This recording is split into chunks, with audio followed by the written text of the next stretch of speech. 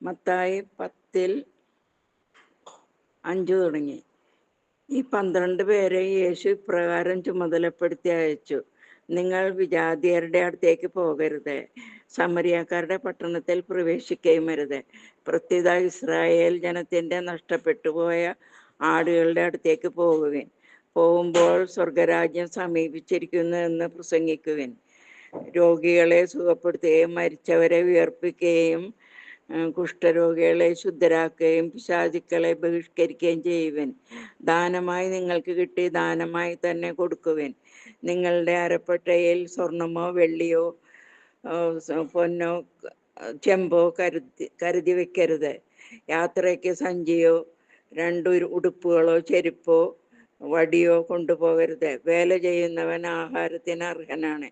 നിങ്ങൾ ഏതെങ്കിലും പട്ടണത്തിലോ ഗ്രാമത്തിലോ പ്രവേശിക്കുമ്പോൾ അവിടെ യോഗ്യത ഉള്ളവർ ആരെന്ന് അന്വേഷിക്കുകയും അവിടം വിടുന്നതുവരെ അവരോടുകൂടെ താമസിക്കുകയും ചെയ്യുവിൻ. നിങ്ങൾ ആ ഭവനത്തിൽ പ്രവേശിക്കുമ്പോൾ അതിന് സമാധാനം ആശംസിക്കണം. ആ ഭവനം അർഹതയുള്ളതാണെങ്കിൽ നിങ്ങളുടെ സമാധാനം അതിൽ വസിക്കട്ടെ. അർഹതയില്ലാത്തതെങ്കിൽ നിങ്ങളുടെ സമാധാനം നിങ്ങളിലേക്ക് തന്നെ മടങ്ങട്ടെ.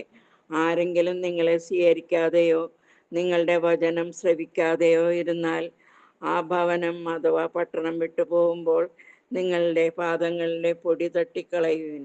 വിധി ദിവസത്തിൽ ആ പട്ടണത്തേക്കാൾ സൊദോം ഗൊമോറ ദേശങ്ങൾക്ക് കൂടുതൽ ആശ്വാസമുണ്ടാകുമെന്ന് സത്യമായി ഞാൻ നിങ്ങളോട് പറയുന്നു.